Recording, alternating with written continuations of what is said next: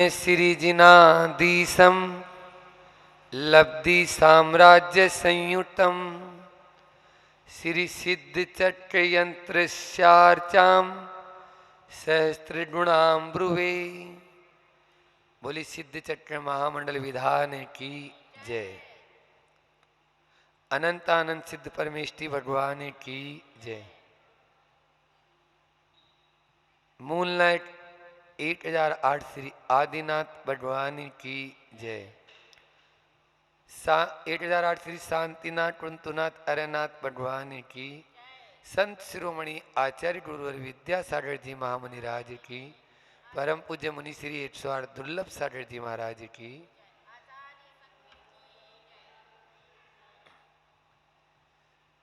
अभी हमने मंडलाचरण पढ़ा इस सिद्ध चक्र महामंडल विधान का, और उस मंडलाचरण में उन सिद्धों को नमस्कार किया। प्रणम्य श्री जिनाधीशम, जो जिनेन्द्र भगवान के भी अधीश हैं। आचार्य श्री जी बार बार कहते हैं अरिहंत परमेष्टि भी अभी शिक्षक नहीं है, अभी विद्यार्थी हैं। क्या है? अभी उनका अध्ययन पूरा नहीं हुआ। पूरा कौन का हुआ? अध्ययन पूरा कौन का हो गया? सिद्धों का। क्योंकि अरिहंत परमेष्टि के अभी 4 कर्म ही नाश को प्राप्त हुए हैं। और जो सिद्ध होते हैं, इधर सामने इस तरफ बैठते तो हमें गर्दन नहीं घुमानी पड़ती, कोई बात नहीं, तो हम इसी तरफ देखते हैं। तो हम बोल रहे थे कि सिद्ध जो होते हैं उन सिद्धों के 8 कर्म नाश को प्राप्त हो जाते हैं। अरिहंत परमेष्टि के अनंत चतुष्टय में एक गुण होता है अनंत सुख। क्या बोला मैंने? अनंत दर्शन, अनंत ज्ञान, अनंत वीर्य और अनंत सुख। पाठशाला में पढ़ा होगा, बच्चों ने पढ़ा ना? ऐसे ही अनंत सुख में और सिद्धों का 8 गुण होते हैं 8 कर्म के नाश से। उसमें एक गुण होता है अव्याबाद सुख। कौन सा गुण होता है? इनका कौन सा सुख है? अनंत। और उनका कौन सा है? अव्याबाद। दोनों में आचार्य श्री जी के मुझ से कई बार सुना, अनंत सुख जो होता है वो अव्याबाद से नीचे है। अव्याबाद का मतलब होता है बाधा से रहित। अनंत सुख में अभी बाधा है। क्या बाधा है? 4 आघातिया कर्म उनके पीछे लगे हैं। अभी लगे कि नहीं लगे? बोलो। अरिहंत परमेष्टि के 8 कर्म नाश हो गए क्या? हाँ ना तो बोलो।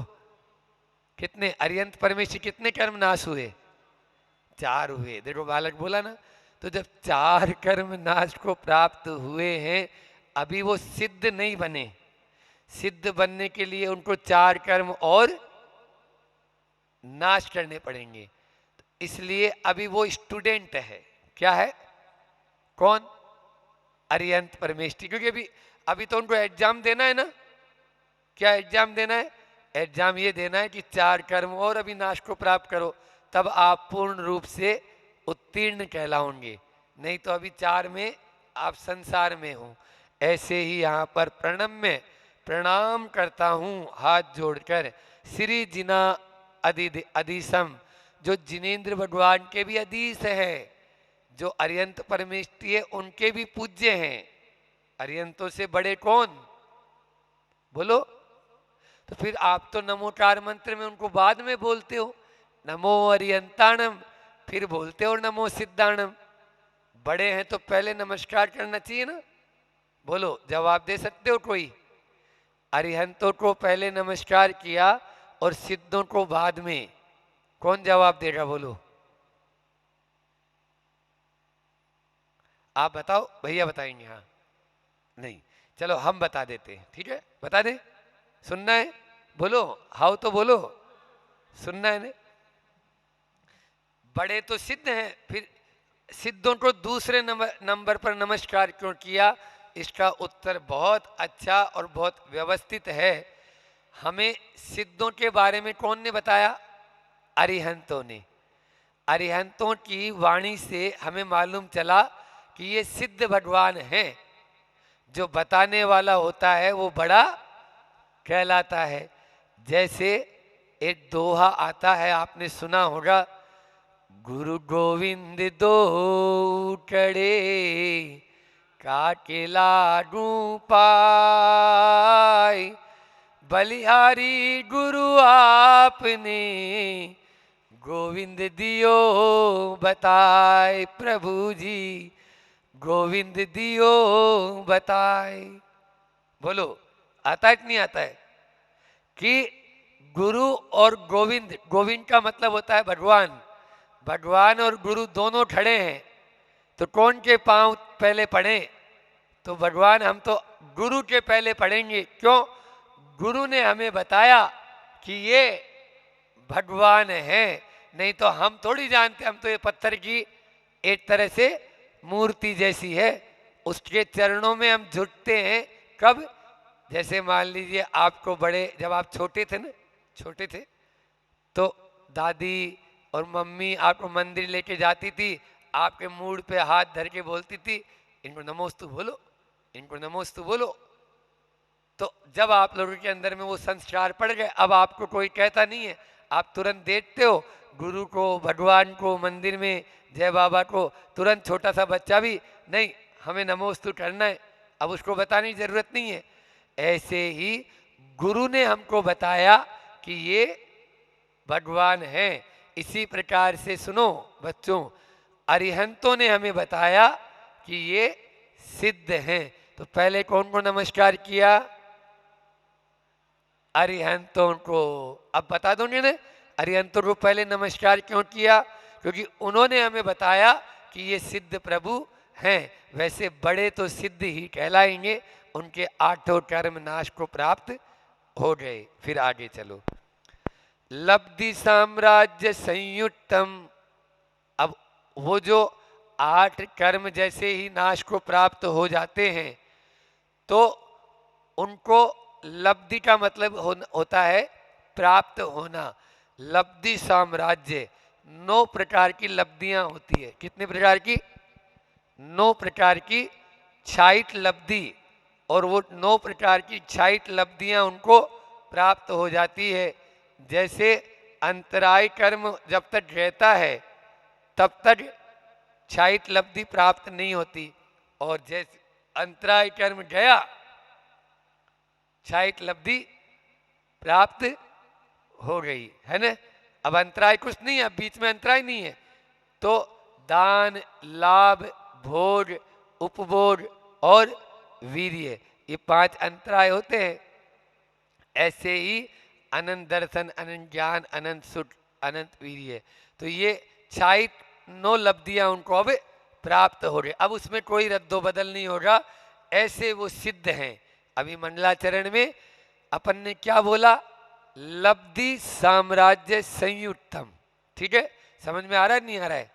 थोड़ा थोड़ा आ रहा है, बोले ज्यादा तो नहीं आ रहा महाराज जी, और थोड़ा थोड़ा ही आएगा। सिद्ध परमेष्टि के 8 कर्म नाश हो जाते हैं, तो उनको 9 प्रकार की 66 लब्धियां प्राप्त हो जाती, इतना याद रखो। फिर और विशेषण क्या है? श्री सिद्ध चक्र यंत्र से अर्चाम सहस्त्र गुणाम ब्रुवे। और फिर है श्री सिद्ध यंत्र चक्र यंत्र से। अपन ये सिद्ध चक्र यंत्र देखा ना आपने, ये मांडने बने हैं, उन मांडनों पर सिद्ध चक्र यंत्र रखा हुआ है। यंत्र जी रखा है ना बीच में, उसमें सिद्ध चक्र बना है, उनमें सिद्धों के पूरे गुण लिखे हुए हैं, सिद्धों के बीजाक्षर लिखे हैं। तो उस सिद्ध चक्र यंत्र की जो अर्चना करता है ना, सिद्ध चक्र यंत्र से अर्चाम, जो अर्चा करता है, सहस्त्र गुणाम ब्रुवे, हजारों गुणा उसका लाभ होता है। वो 1000 गुणी वह लाभ। आप सामान्य से पूजा करेंगे तो थोड़ा ही लाभ मिलेगा। समझ में आ रहा है? अपन रोज पूजन करो तो उसमें उतना लाभ नहीं जितना विधान में है। अभी बताऊंगा मैं बहुत सरल में आपको। और आप घर के अपने जो बाजू में मंदिर है उसमें पूजन करो और कोई क्षेत्र पे जाके पूजन करो, लाखों हजारों गुना उसका अतिशय होता है और उसका पुण्य अभिवृद्धि हो जाती है। जो पुण्य आपको सामान्य से पूजा में लगता उससे ज्यादा इस पूजा में लगेगा, क्योंकि ये विधान है।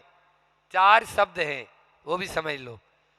सिद्ध, चक्र, महामंडल और विधान, 4 शब्द हैं। पहला क्या है? सिद्ध। दूसरा क्या है? चक्र। तीसरा है मंडल या महामंडल। और चौथा क्या है? विधान। ये 4 शब्द हैं। अपना जो विधान चल रहा है उसके ये 4 ही शब्द ने। इन 4 पे ही हम बात करते हैं अब आपसे, ठीक है ना? अभी अपन ने मंडलाचरण किया, उसमें सिद्धों की आराधना कैसे 1000 गुणी सहस्त्र गुणी कहलाई, तो उसके बारे में बता रहा हूं कि सिद्ध कौन हुए। अभी सिद्ध अभी मैंने बताया यहां पर भी, जिनके 8 कर्म नाश को प्राप्त हो गए वो क्या कहलाएंगे? अब वो कहां पर जाके विराजमान हो गए? लोट के शिखर में, ऊपर, लोट से बाहर जहां तक जा सकते थे, ठीक है? अब उसके बाद में चक्र, दूसरा शब्द क्या आया? चक्र यानी समूह। चक्र यानी समूह है। तो सिद्धों के समूह को सिद्ध चक्र कहते हैं। सिद्धों के समूह को सिद्ध चक्र कहते हैं। अनंत सिद्ध हैं। कितने हैं? एक आध नहीं, अनंत सिद्ध हो गए और अनंत अभी और होना है। सब लाइन में चल रहे हैं हम लोग, आप लोग भी, ठीक है? सबका नंबर लगा हुआ है। जब बनेंगे आप लोग मुनि महाराज तभी तो जाएंगे इस प्रकार से। और जब क्षेत्र काल सब होगा तब अपना भी चले जाएंगे। तो चक्र यानी समूह, ठीक है? अब तीसरा जो महत्वपूर्ण शब्द है, ध्यान देना। अभी लोग आए नहीं, सुबह बोलने का है, लेकिन अब वो सुबह तो टाइम इतना हो जाता है, 11 तो वैसे ही बज जाती है, तो कैसे होगा? तो सुनो ध्यान से, बातचीत नहीं इधर। मंडल, तीसरा शब्द क्या है बाबू? महामंडल या मंडल। ये मंडल है ना। आज तक लोग या आप लोगों से भी पूछूं तो यही बोलेंगे मंडल क्या? बोले महाराज द्रव्य सामग्री चढ़ाने का स्थान मंडल कहलाता है। नहीं, ये गलत परिभाषा है। ये आगम की परिभाषा नहीं, ये तो घरेलू परिभाषा है। अपने घर की परिभाषा आपने बना ली। तो मंडल का मतलब होता है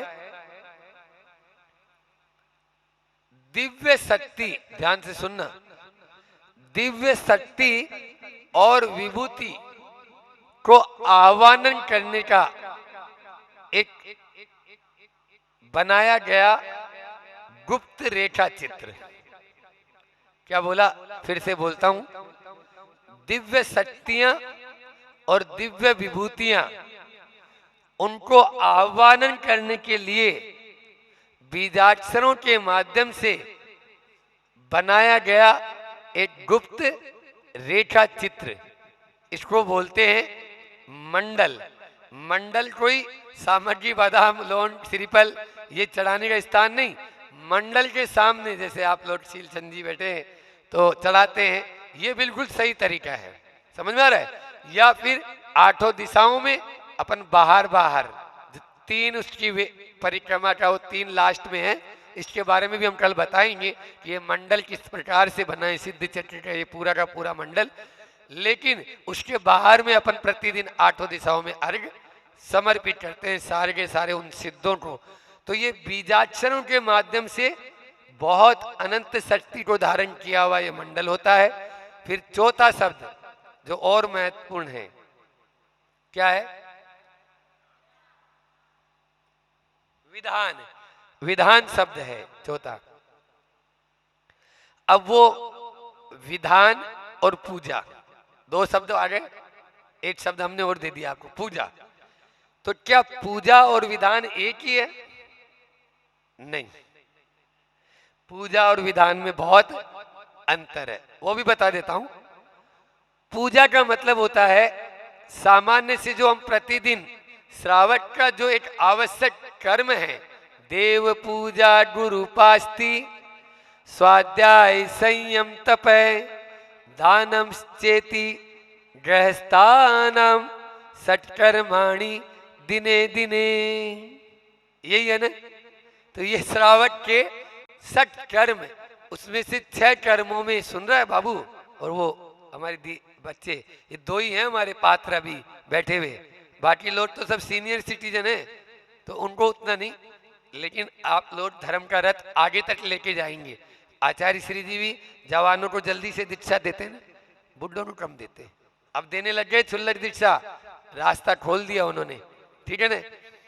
तो देव पूजा, तो ये जो पूजा है भगवान के गुणानुवाद को पूजा कहते हैं, भगवान के गुणानुवाद को पूजा कहते हैं। अब विधान क्या है? विधान क्या है बोलो? पूजा में और विधान में अंतर है ना।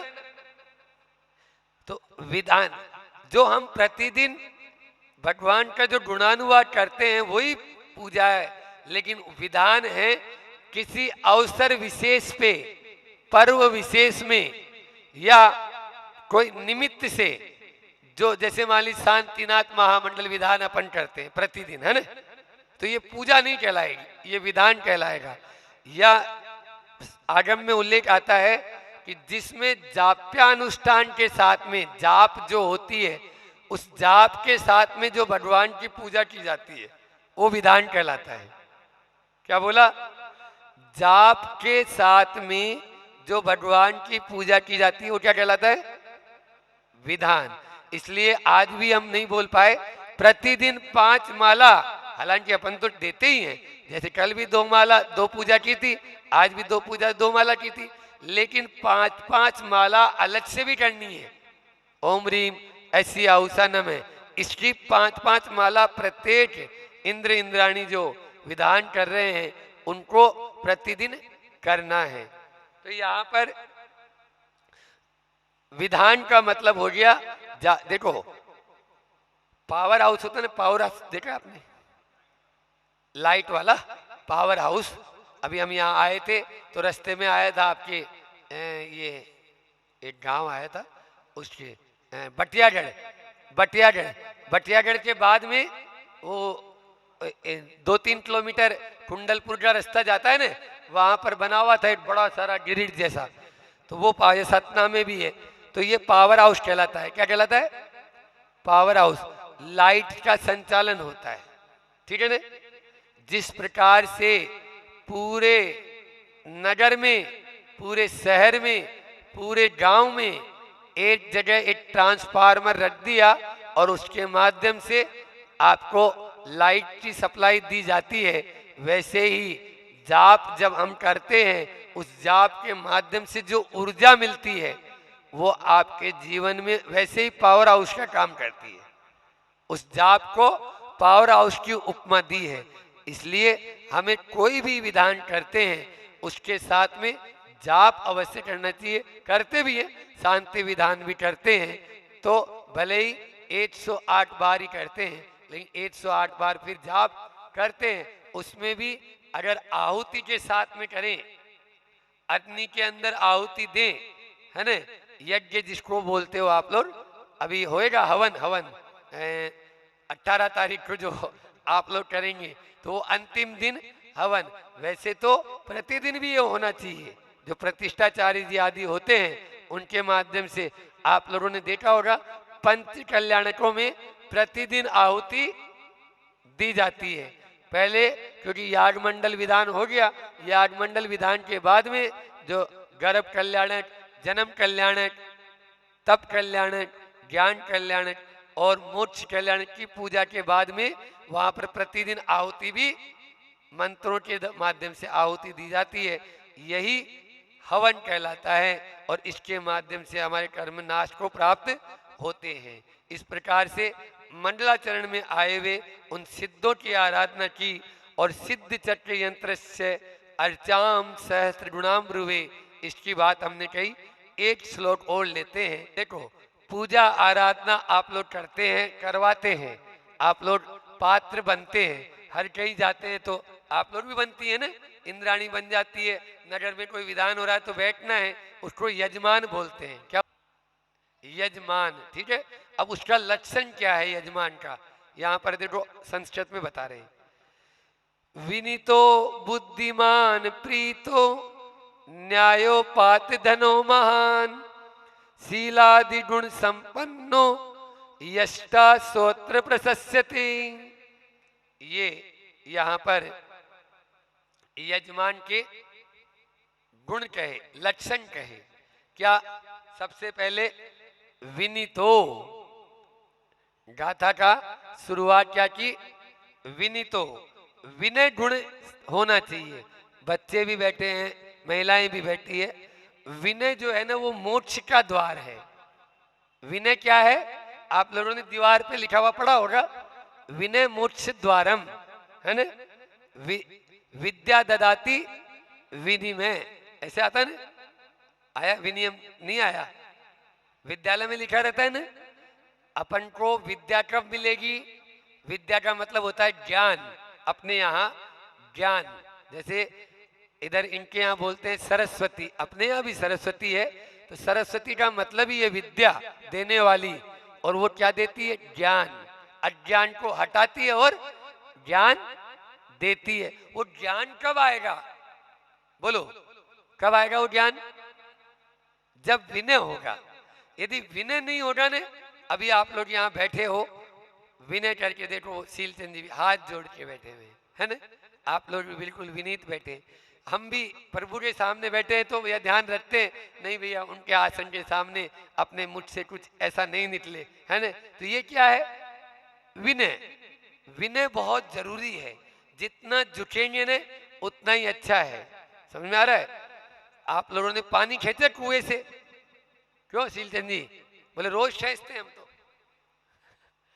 तो पानी के लिए आप एक मटका या घड़ा लेते हो, उस घड़े के ऊपर एक मुड़े, उसकी जो मुंडी होती है उस पर रस्सी बांधती है महिलाएं, और फिर उसको धीरे धीरे नीचे उतारती है।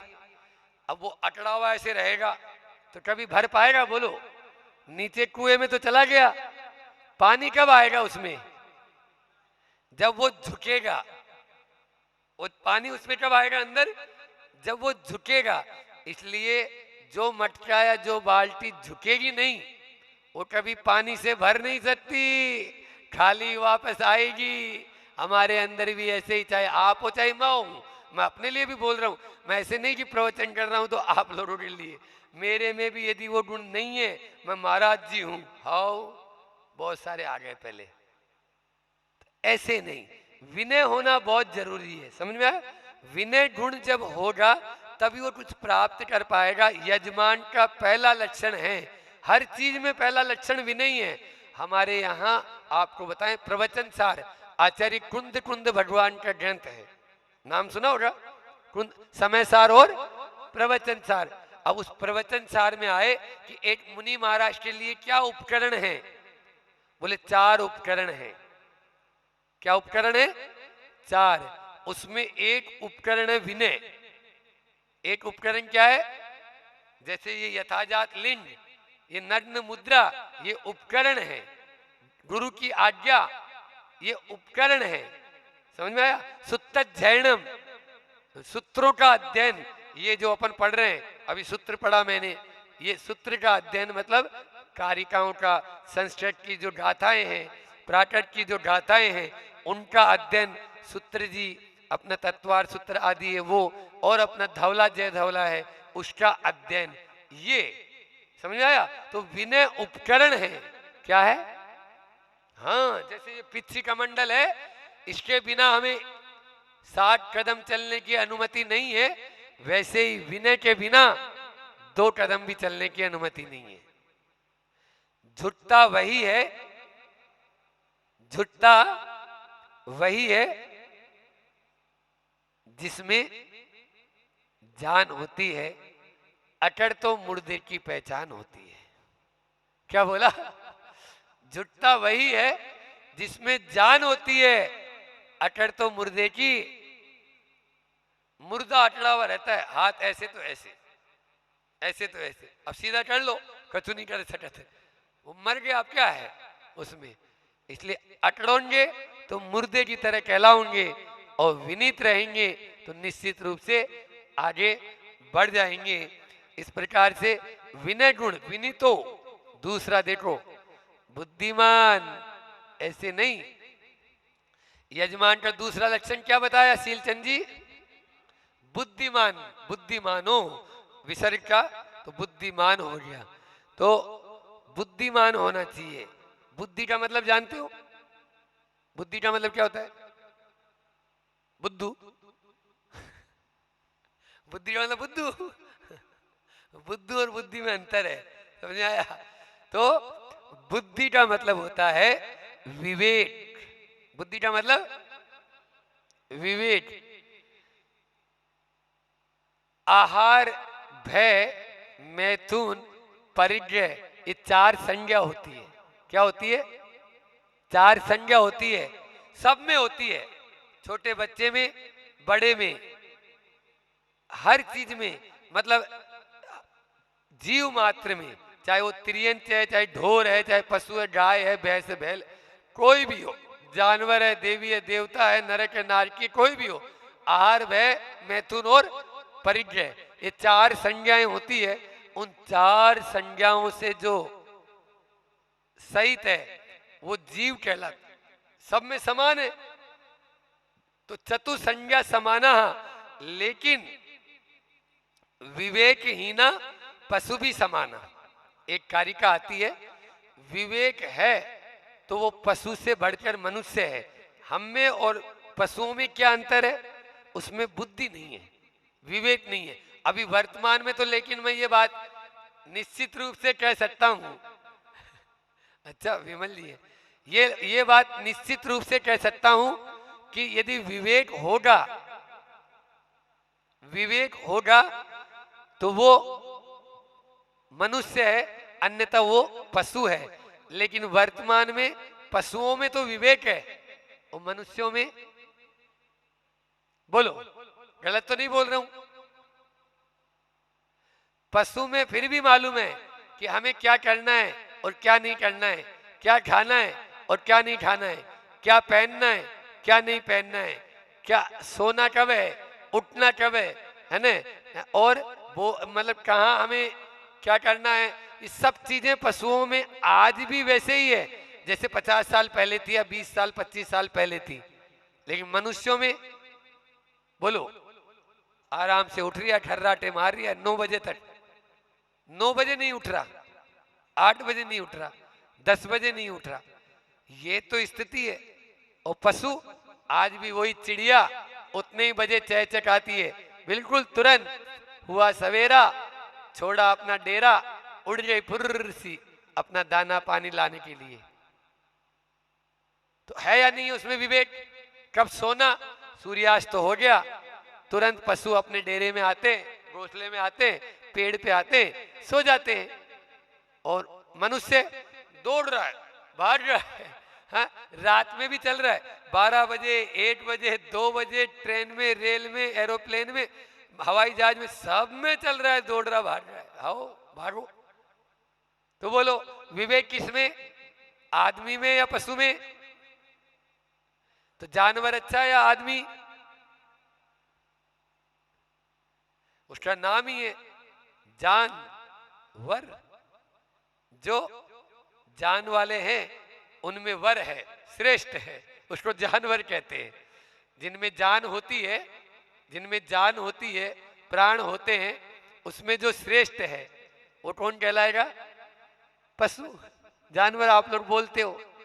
इसलिए ध्यान रखना, विवेक होना बहुत जरूरी है। और विवेक की परिभाषा बहुत अच्छी दी है आगम में, हेयो उपादेय बुद्धि, ये अथवा विवेक है ना।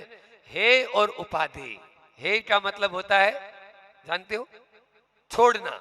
हे का मतलब, उपादेय का मतलब ग्रहण करना, उपादेय का मतलब ग्रहण करना। तो हे का मतलब छोड़ना और उपादेय का मतलब ग्रहण करना। छोड़ना और ग्रहण करना, इसके माध्यम से ही हमें क्या छोड़ना है और क्या ग्रहण करना है। अब मान लीजिए पशु के सामने आप कोई भी ऊटपटांग चीज रखो या उसका पेट भरा हुआ है, तो रसगुल्ला भी रखो तो वो नहीं देखेगा। और आपका यदि पेट भी ठूस ठूस के भर लिया और कोई बोला नहीं भैया एक रसगुल्ला हाँ दे दो, भले ही उल्टी हो जाए, बोलो होता है कि नहीं होता है। पशु बीमार हो जाएगा तुरंत भोजन छोड़ देगा, सबसे पहले भोजन छोड़ता है। हम बीमार हो जाएंगे सबसे पहले नाक से डालेंगे, मुंह से डालेंगे, कहीं से भी डालेंगे, डालेंगे जरूर। अब क्या है ये, हम तो देखो आपने बैठा है तो बोलेंगे तो वही ना, यजमान का लक्षण है। तो यजमान में पहला दिया था विनीत, विनयशील होना चाहिए, और दूसरा दिया बुद्धिमान। अभी तो बहुत सारे गुण हैं, आज इतना ही रखते हैं, समय भी आपका पूरा हो चुका है। बोलिए अहिंसा परमो धर्म की, आचार्य गुरुवर विद्यासागर जी महामुनि राज की। आत्म के अहित विषय कैसा है, आज महाराज जी पर भी बोलेंगे अपन। पहले थोड़ा विषय ले लेते हैं, फिर महाराज जी के लिए भी, क्योंकि आज महाराज जी का समाधि दिवस हैगा।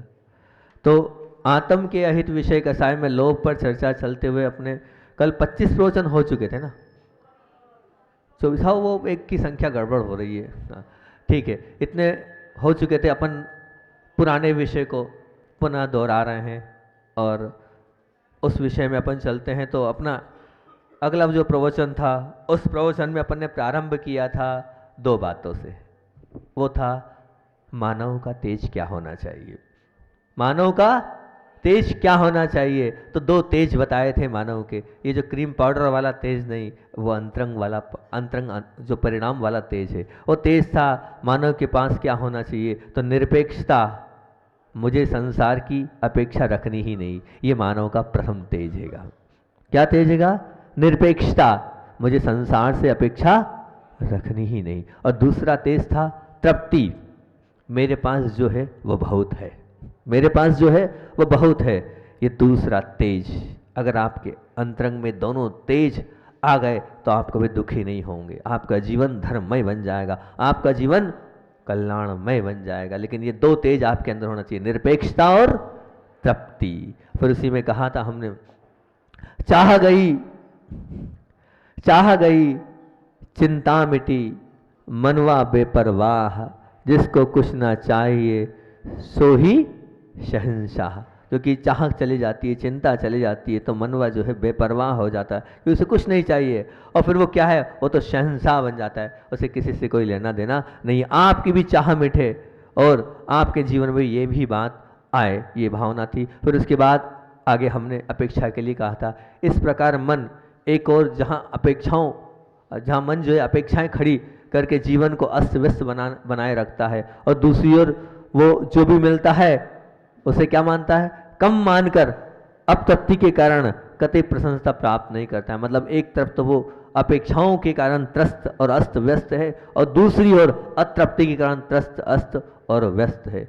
अगर उससे बाद में कहा था, यदि सच्चे अर्थ में मस्त रहना है, सच्चे अर्थ में मस्त रहना है, तो संसार से निरपेक्ष बनते जाओ। जितना निरपेक्ष बनोगे उतना मस्त होते जाओगे। और यह हो तो हुई मैं सुखी, यह हो तो मैं सुखी, और यह ना हो तो मैं दुखी। ऐसी लाचारी से स्वयं को बाहर निकाल लाओ। यह है तो मैं, मतलब कुछ प्राप्ति, ये मुझे मिले तो मैं सुखी, और ये ना मिले तो मैं दुखी।